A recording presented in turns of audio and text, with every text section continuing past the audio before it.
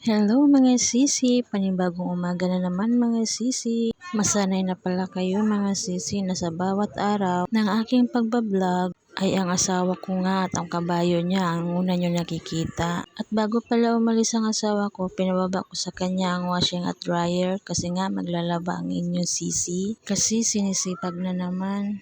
Pinag-iba ko na din pala ang puti sa decolor para hindi magkahawaan ng kulay. Purong damit lang pala yan ni Jacob. Mainit na pala sa mga oras na yan mga sisi kasi naligo pala muna ako bago ako nagbanlaw. At sinali ko na din pala ang tuwalya at damit ni Chinchin na pansamba kasi konti lang. Kasi tapos ko na kasi naisampay ang mga damit ni Jacob. Hindi ko na nga lang nakuna ng video. At dryer ko na pala ang mga damit kasi nga pagkahapon dito sa amin umuulan ng malakas. Kaya mamaya bago umulan tuyo na nga ang damit natin. At may lakad pala ako ngayon mga sisi kaya minadali ko na din ang aking paglalaba. At ito na nga si Jacob mga sisi, pagdating ko pala galing bayan at hindi ko na naman nakuna ng video kasi nga ako lang mag-isa. Tapos may dala pa ako at kinain na pala agad ni Jacob ang pasalubong ko sa kanilang dalawa ni ate niya. Dahil umuulan nung pagdating ko, itong si Chinchin pala gustong maligo sa ulan kaya ayan, maliligo daw siya. Tumako na pala siya papunta kina Makmak para magyaya na maligo.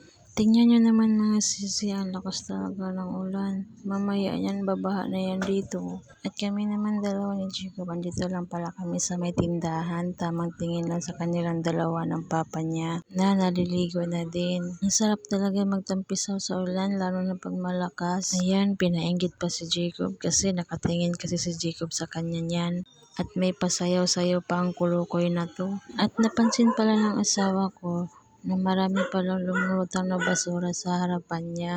Kaya ayan, winalis niya at sinali na din pala niya ang putik na dala ng tubig. Para paghupa ng tubig, walang putik sa harapan namin. Pagkatapos niyang magwalis, ayan na naman, nang-agaw na naman siya ng bola.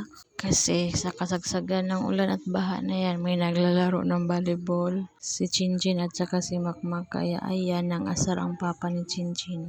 Pero kami ni Jacob, tamang tingin nga lang dito sa may tindahan. Pero yan si Jacob, naiinggit na yan.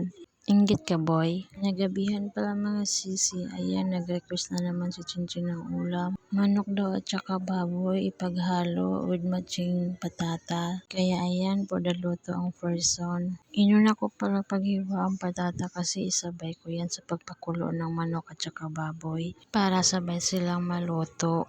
Di kasi kakain si Chinchin ng hapkok na luto ng patata.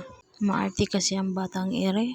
Iisang kawali lang pala ang ginamit ko. Sinalin ko lang yung karne sa ibang lagayan. At ayan, ginisa ko na pala ang bawang. At sinunod ko na naman ang sibuyas. At ayan, nilunod ko na nga ang mga karne. At tinimplahan ko na din ng suka at saka toyo. Syempre, nilagyan ko din ng magic sarap. At ayan, luto ng ulam natin, sarap. Mapapadami na naman kain natin nito. Sira na naman ang diet natin. At ayan, kain tayo mga sisi. Kumain na din ba kayo? Paano ba yan? Bukas ulit.